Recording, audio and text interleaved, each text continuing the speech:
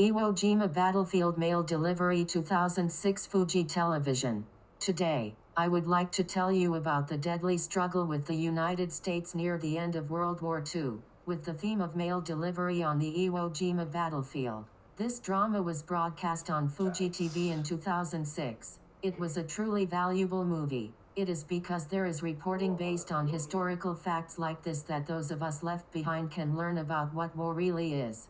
The other day, I was surprised to see on YouTube a recording of Shintaro Ishihara from when he was the governor of Tokyo. Shintaro said that a university student says that he didn't know that Japan and the United States were at war. There's no way Shintaro would lie. He's a university student, not an elementary school student. Is it possible to be a university student without knowing the historical fact that the United States and Japan were at war? In this example, I don't think they were teaching anything, but rather the responsibility lies with the carefree university student. However, history education in Japan is mostly conducted in social studies, but in my experience, in what year did the war begin with the attack on Pearl Harbor, the dropping of atomic bombs on Nagasaki and Hiroshima, the signing of the Treaty of Portsmouth, and the beginning of the war in San Francisco? I only remember when the treaty was signed, and that on August 15, 1945, there was a radio broadcast by the Emperor, marking the end of the war, and that fragmentary and unrelated lessons were being held across the country. Moreover, the period from the Meiji Restoration to the post-war period is still the most important history for Japanese people, but time is devoted to the Jomon period, Yayoi period, Yamato period, and the story of Himiko, and students cannot learn the history as a social study because next grade social study is civics. By the way, did you know where the island called Iwo Jima is located and what kind of history it had? This island is a small island located 1,250 kilometers south of Tokyo with an area of only 22 square kilometers. The soil was covered with volcanic ash, making it a dry area with a lack of water. It is said that the soldiers stored it up and drank it carefully. Of course, it rarely rains. Have you ever imagined climbing a mountain or exercising in a dry area with almost no water? Without hydration, humans will die. How did they survive in such a place and compete against America, the richest country in the world economically? That's not all. At that time, it would be no exaggeration to say that Japan, a poor country, had almost few foods for its soldiers, weapons to fight with, fighter jets, warships and almost no fighter planes compared to the United States. The theme is post-delivery on the battlefield, but I'll go into more detail later. Well, let's start here. Japan was fighting to take away Guam and Saipan in the Mariana Islands from the United States, but poor Japan had few fighter planes, warships, and weapons, and was able to secure these islands in a short period of time. However, the Japanese army soon fell. The reason why Japan protected the Mariana Islands, where Saipan and Guam are located, is because the B-29 was an American fighter plane that was planning a decisive battle on the mainland, a strategy in which the United States attacked Japanese territory and killed non-soldier Japanese as well. This is because it is closer to fly from the Mariana Islands than from the United States to Japan, which is 8,500 kilometers away. The United States had been planning a decisive battle on the mainland, but after the fall of Saipan and Guam, July 1944, the Japanese army prepared for battle on Iwo Jima, which is on the way from the United States to Japan. The United States attacked Iwo Jima after discovering that Japan's Tokyo air raids on November 24, 1944 had been thwarted. Now let's get into the details of the movie. August 1944. Rear Admiral Toshinosuke Chimaru was assigned to Iwo Jima. Iwao Matsumoto, Navy Private First Class, is immediately warned by Captain Ichimaru that Yagira's observers are not looking at the sky. This is because if you don't look at the sky, you won't know whether American B-29 fighter jets will attack you or not. Children under the age of 15 are sent to this island to grow vegetables and other food for all the soldiers. As per the rules of war, they are too young to join the combatants. Even before Captain Ichimaru took office, Underground bunkers had been built so that soldiers could escape from attacks and attack from there. It is a large underground bunker with a depth of 20 meters and a length of 200 meters. However, because it is a volcanic area, the bedrock is strong and the length that could be dug in one day was only 1 meter. Due to the lack of water and the scorching heat, it seems that even with all the efforts, it was only 1 meter deep. Moreover, America does not wait until the underground bunkers are built before attacking. America's fight jets are flying more and more. Each time, the soldiers would crawl into the underground bunkers that were being dug to prolong their lives. After the fall of Iwo Jima, in November 2006, for the first time, with permission from the Japanese government, television cameras were allowed to enter the underground bunker at that time to examine what was in the underground bunker. This is the first underground bunker investigation in 62 years. The radio equipment, gas mask, and Captain Ichimaru's bed that were used at that time were shown. Also, reports from different agencies say that soldiers' bones were found stuck in the walls, and that bodies were found without skulls. Studies like this show just how cruel the war was.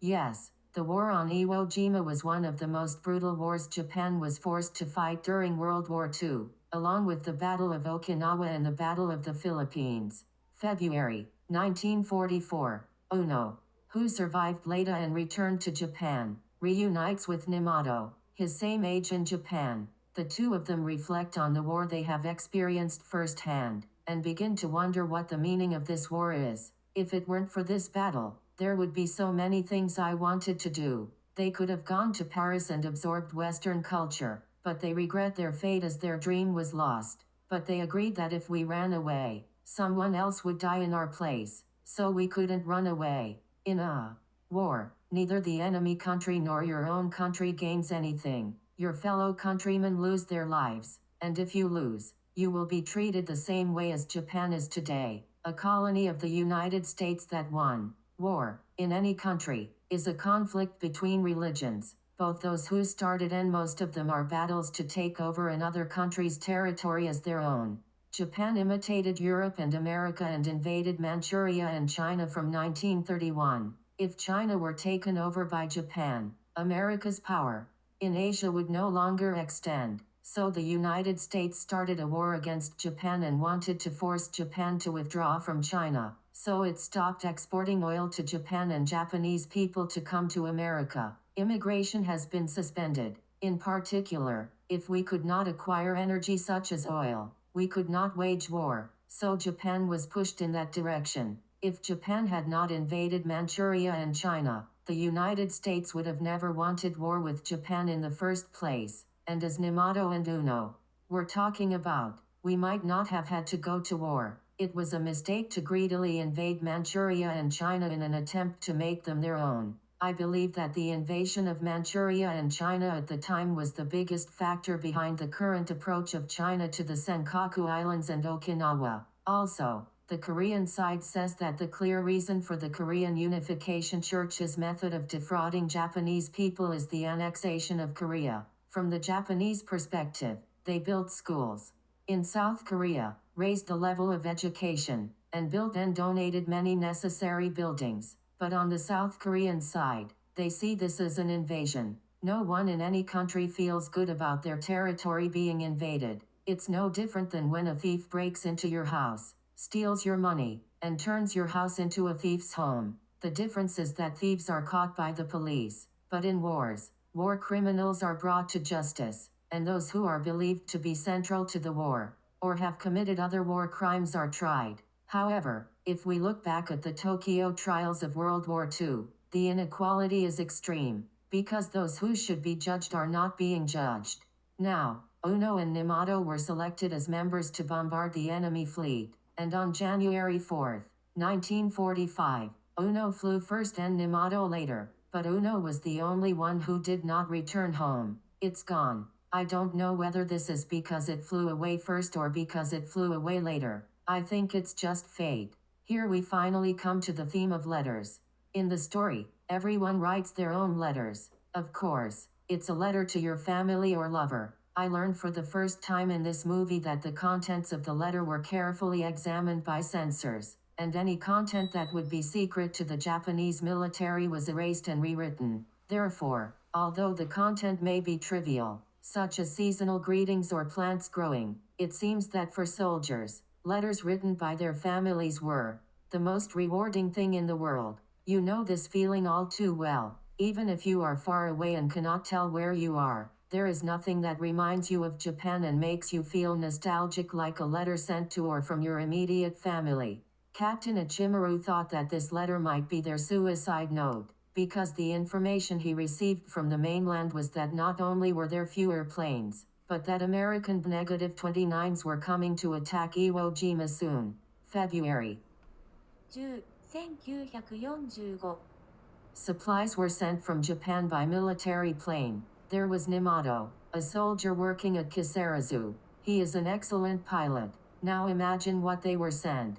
The main items were radish, water, food, and surprisingly, bamboo spears. The soldier jumped for joy. But how did they feel when he saw the bamboo spear? With the number of fighter planes decreasing and the availability of explosives and ammunition decreasing, you must have wondered if the bamboo spear could compete with the B-29. Capital I once saw a group of women learning how to use bamboo spears in a school playground or somewhere, but I wonder if the person who wanted to use them thought it was a fighter jet versus a bamboo spear. Bamboo spears were probably created because there were no raw materials for weapons of war, but Japan had prolonged the war to reach this point. Were we right in thinking we could still win? Don't you think it would have been better to just give up? As a result, if we had quit the war at this point, we could have avoided the damage caused by the atomic bomb. The difference lies in how the military, the government, and the emperor thought about when to resign. It is said that when Toyotomi Hideyoshi was about to lose, he withdrew his soldiers and ran away, but I think he was superior to the military of the time. However, one of the items sent from Japan was a red rice lunchbox. This was high-quality food for Japanese soldiers, which Nimato and others sent a little to their superiors, but Nimato and others also distributed little by little to the privates in the field. This is true friendship. The person who received it must have been happy to eat the sekihan to celebrate. Captain Ichimaru says to Nimato and the others, if this island were destroyed, the mainland would become a burnt wasteland. In the end, he tells them to keep this in mind and not to waste their lives. Captain Ichimaru was not a conventional Japanese leader who led the army by displaying his power, but was a fine captain who explained the truth to his soldiers based on compassion. The time has come for Nimato to return to Kisarazu, where he works. There were many injured and sick soldiers on the island, and Nimato wanted to pick them all up and take them to Kisarazu, but Nimato was disappointed as he was unable to get them all on board. He said it would only be enough to accommodate the number of wounded and sick personnel on board, but that was the only option. If there had been another plane, everyone could have returned home and been treated. Here too, the inadequacy becomes the enemy, and the number of people dying will only increase. At this moment, a B-29 flew over. Nimato's fighter plane was returning to Japan carrying injured and sick soldiers, and Saito, the postman in charge, was carrying a letter written by a soldier from the air raid Gong. Saito was killed by a persistently low-flying B-29 bullet. This scene was very sad and I felt really sorry for it. Saito, the person in charge of the letters, knew how important these letters were, connecting soldiers and their families, so he risked his life to protect them, and he couldn't avoid being shot while carrying the letters. When Saito was taken to the air raid shelter, everyone shouted for Saito not to die, but he died.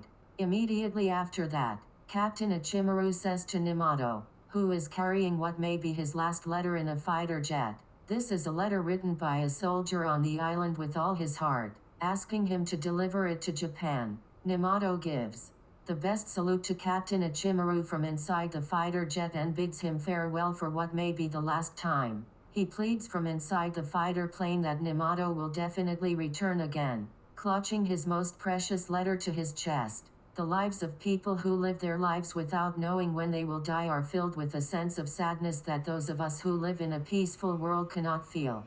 At this time, there were less than 10 fighter planes on Iwo Jima. When -29s flew over, Iwo Jima and carried out the first mainland air raid on Tokyo. It was said that there were about 200 -29s. There was no way they could fight with such force, but of course the imperial headquarters had no way of giving up, as can be seen in the novel and movie by Kazutoshi Hando, which is faithful to the history of Japan's longest day. The military is the only military organization that accepts the Potsdam Declaration and tries to end the war, but opposes it. Only those involved know how to persuade the army, which is against this. The army was of the opinion that they should fight until the very end, leading to a decisive battle on the mainland, and the head of the army, Mr. Annan, in particular, felt sorry for the soldiers who had died if they did not bring the matter to a decisive battle on the mainland. He said no. This psychology is difficult to understand. What do you all think about this opinion? If every single one of them died, Japan would be ruled by Americans or people from the Allied forces, and any Japanese born after that would no longer be treated as Japanese. Considering the future in this way, I think Mr. Annan's opinion is completely wrong. On this day, a letter written by Captain Ichimaru's wife returned to their house in Yokohama. The transport of letters to Iwo Jima was halted. This worried his wife too, but in my opinion, it was the imperial headquarters' decision to no longer defend Iwo Jima. Japan had no choice but to abandon its plan to cut off the American attack on Iwo Jima, which was a Japanese strategy to avoid a decisive battle on the mainland. February 19, 1945. American troops land on Iwo Jima, with 20,000 Japanese soldiers at that time 60,000 American soldiers. February 23, 1945. American soldiers raised the American flag on Mount Suribachi, southern tip of Iwo Jima. At this point, there were apparently 4,000 Japanese soldiers left. A report arrives at the Kisarazu base that the transport of supplies to Iwo Jima has been halted, and Nemato and his team are ordered to bomb the south side where American troops are located. Nemato wants to deliver the letter again, so he loads it onto a fighter jet and carries it away. Nemato, well aware that the soldiers on Iwo Jima longed for letters from the mainland above all else, persuaded his superiors in Kisarazu. They arrive at night and see the island on fire. Nemato dropped bombs in the south of the island where there were many American soldiers. I could see that both the captain and the soldiers were coming to their senses. How happy they must have been. Nemato tried to drop the letter on the island, but he was unable to drop the letter because countless American bombs flew at Nemato's fighter plane. In the movie, you can see photos from that time, and there were so many bombs that it's a wonder that none of the bombs hit Nemato's fighter plane. I am humbled by Nemato's friendship and constant courage in wanting to deliver a letter to Captain Ichimaru and everyone else who may still be alive. Nemato returns to Japan with the letter. When he returned to Japan, he found a telegram from Captain Ichimaru. This is a telegram thanking you for the air support. Nemato sent another message asking if His Excellency was safe. The friendship between the captain and the soldier, which goes beyond being a soldier, brings tears to my eyes. It's a truly beautiful friendship. If there had been no war, the beautiful friendship between the president and employees would have spread the excellence of management to all employees. Japan's invasion of Manchuria was the root cause, which spelled doom for the suspension of supplies to Iwo Jima. We must always pay attention not only to oneself and one's own country, but also to what other people and other countries want. Love your enemies, and do not give to others what you do not want. It's easy to think of your enemy as your enemy. The more you love your enemies, the more you must improve yourself and interact with them. And you shouldn't do things that other people don't like. We should do what people like. Japan had 3 times the number of American soldiers who had landed, and all they had to do was use air defense to intercept them. So the Japanese soldiers gradually disappeared. At this time, Terajima died crying out while saying he would like to eat all the cherries. This feeling has been fully conveyed to me. He remembered the fruits and vegetables growing in the fields and mountains in his hometown from when he was a child, and was nostalgic about what a happy time those days were. In Terajima's pocket was a letter from a family in Japan. It was so cruel that I couldn't help it, crying and thinking that there must be no war. After this, Miko, the third daughter of the Ichimaru family, 9 years old, read a letter of encouragement to the Japanese soldiers over the radio on behalf of the family, and the broadcast was also transmitted to the soldiers on Iwo Jima. When Matsumoto heard the radio broadcast, he told Captain Ichimaru that Miko was reading a letter on the radio, and he smiled and seemed happy. I admired his calm demeanor, which is typical of a Japanese soldier captain whose culture does not show personal feelings. I guess this is what they mean when they say they are all in one piece. Some of the contents of the letter are as follows. I would like to express my sincere gratitude to the people on Iwo Jima who were able to float so many warships, fly planes, drop countless bombs, and fight bravely to attract those hated American soldiers. My name is Miko Ichimaru, and I am a second-year elementary student at Hamakokumen School in Yokohama. The address on the envelope of Captain Ichimaru's letter was written as Isago Ward. I've never lived in Isago Ward, but I worked as a private tutor in Ishikawa town during my university days, so the name really brings back memories. As usual, the content of this broadcast was censored, and the broadcast was intended to cheer up the people. I can understand why you don't want to let the people down. However, I can sense that the content is hard to believe that a 9-year-old child would have such thoughts. In particular, the words hateful American soldiers are definitely not children's words. March 17, 1945. Child soldiers sing a song. At first, I didn't understand why they were singing the song, but the plan was for them to commit suicide as a group. The boys chose death because they were too old to be taken prisoner or to fight. In the end, they died en masse using grenades. To prevent such a tragedy from happening, we should not send them to war, but we should at least make a treaty that allows prisoners of war. I felt sorry for them, but I couldn't help it. On the same day, the Japanese army burned all the ciphers, leaving no trace behind. Evidence is destroyed. March 21, 1945. The Imperial headquarters announces that Iwo Jima has been destroyed. On the same day, Captain Ichimaru ordered to send the telegraph Captain Ichimaru's letter to all the soldiers on Iwo Jima and a letter of farewell to everyone on the mainland. Captain Ichimaru gives Murakami a letter addressed to Mr. Roosevelt, the President of the United States at the time, while Ichimaru saying I will entrust this to you, so please make sure to deliver it. He then orders Private Matsumoto to tell the mainland about Iwo Jima. In his letter to the soldiers on Iwo Jima, it is important to preserve the way of life on Iwo Jima in the future of Japan. Everyone has followed me so long. It was written that Ichimaru would like to thank you.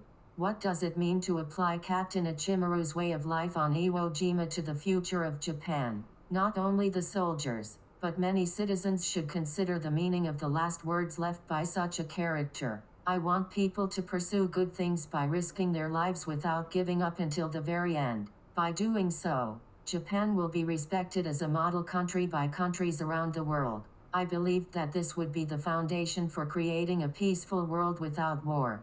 The only way to reflect on war is not to fight again. But I think Captain Ichimaru left behind a lesson to never give up and see it through if it's for the benefit of those who learn from it. We must not forget this. The greatness of Captain Ichimaru's personality was felt until the end. If such a person had been the president of a company, if he had been the prime minister or a member of the Diet, the company would have prospered, the company employees would have had a fulfilling life, and the people would have lived happy lives. When you think about it like that, war becomes really stupid. Captain Ichimaru was shown walking with his remaining soldiers through American artillery fire, sword in hand. He was 54 years old. 2 years later after end of the war in 1947. As I mentioned earlier about Private Matsumoto, he was able to follow the teachings of Captain Ichimaru and was able to return to Japan after becoming a prisoner of war. And 2 years after the end of the war, Ichimaru's family lived in Kiratsu City, Saga Prefecture, where the captain's family lived. He visited their home. What a wonderful visit. After burning incense on Captain Ichimaru's Buddhist altar, Mr. Matsumoto informed the entire family that the captain knew that his youngest daughter Miko had made a radio broadcast. Miko was 9 years old at the time, and she asked Mr. Matsumoto what her father had said. She told Mr. Matsumoto that she seemed happy about that. Letters were sent to their families containing proof of the lives of the soldiers and the captain, but the daughters apparently kept them all. It is said that Mr. Matsumoto visited the homes of his comrades one by one, telling them about the soldiers' success on Iwo Jima. What kind of humanitarian thing does he do? I think it also helped that Ichimaru, a man of noble character, was our leader. The more admirable the leader is, the more admirable the soldiers and employees will be. It seems that Mr. Matsumoto traveled around the country with a sense of duty to tell the story of the soldiers who had passed away, for the sake of the bereaved families, whom Captain Ichimaru and the soldiers had talked about a lot and who had communicated through letters. I believe that the families of the soldiers expressed their gratitude to Mr. Matsumoto from the bottom of their hearts. By conveying this message to his family, Mr. Matsumoto must have felt a sense of happiness as he passed out the rest of his life, as it served as a memorial service for the deceased soldier. After the end of the war in August 1945, Mr. Nimato, who worked at Kisarazu, described what he learned from his letter as follows. He learned from the soldiers how to be kind and considerate of his family no matter the circumstances. He volunteered to become a kamikaze pilot before the end of the war, but the war ended before he could go to war. March 4, 1995. Joint Memorial Service for Japan-US. Iwo Jima War Grave Victims held. Mr. Nimato turned 75 years old, and regretting that he was only able to deliver a letter once, he collected his ashes and belongings and delivered them to his bereaved family. He will continue to find out, he said. What is the connection between Mr. Nimato and Captain Ichimaru? The two had met in Japan before they went to Iwo Jima. Mr. Nimato, who met a wonderful commander, was a soldier who left a particularly strong impression on me in this movie. He dedicated the rest of his life to the soldiers who died on Iwo Jima. He must have joined the Special Attack Corps as a way to pay back his debts to the soldiers who died on Iwo Jima. He was a person of character just like Captain Ichimaru. He passed away on August 29, 2008. He was 82 years old. April 5, 1968. The Ogasawara Islands, which are include Iwo Jima, were returned from the United States. November 2006. At the Annapolis Naval Academy in Washington, D.C., a letter written by Captain Ichimaru to then-President Roosevelt was kept. The idea was that the United States, which won the war, should contribute to world peace. What a person of character. I'm sure that's the case too. However, people all over the world know that the United States is still the country most involved in wars in this world. If you truly respect Captain Ichimaru, no matter what your reasons are, you should contribute to world peace just as Captain Ichimaru said. There's nothing we can't do, but first you have to want to do it. This concludes my explanation of the drama about the mail delivery on the Iwo Jima battlefield. But what kind of emotions did you have? I'm sure you felt a deep emotion that cannot be expressed in words. This drama expressed the emotional exchange between the remaining family members in Japan and the soldiers who fought on Iwo Jima, and it seems that if the war had not happened, Mr. Nimato and Mr. Uno would have talked when they reunited in Japan. The only thing left in my life was regret, as I could have experienced the true joy of having a dream and making it come true. It turns out that Japan was particularly poor at the time, unable to import oil to power its warships and fighter planes, and proceeded with the war without a rational strategy against the United States, which had stopped importing oil. It all depends on the outcome, but just like when we climbed the 470 kilometers mountain on foot to Imphal in British territory, all the soldiers were wiped out due to starvation, fatigue, lack of fighter planes, lack of soldiers, and a strategy that was only about advancing. It was predicted that this Iwo Jima operation would be completely destroyed when the time came. The annihilation of soldiers was due to a lack of oil and funds for warships and fighter planes, rather than the operation itself. A representative example of this is the bamboo spear. Even nursery school children know who will win in B-29 versus bamboo spear. This was a war that we knew we would lose even before it started. The biggest point of remorse is not that we lost, but that the lives of our soldiers and citizens were taken away, and that we entered into an irreversible war. I have been commentating on movies on YouTube and several war-related articles, but this time, the war on Iwo Jima was the most painful to write about and watch the drama. I'm sure you all feel the same way. The world is still at war. However, without giving up, let's make every effort to express our opposition to war in some way, so that the waves of this can fill the entire world. Finally, I would like to inform you of the number of remains of soldiers who died on Iwo Jima as of 2006 and the number of remains that have not been collected. There are 8,511 remains and 13,389 uncollected remains.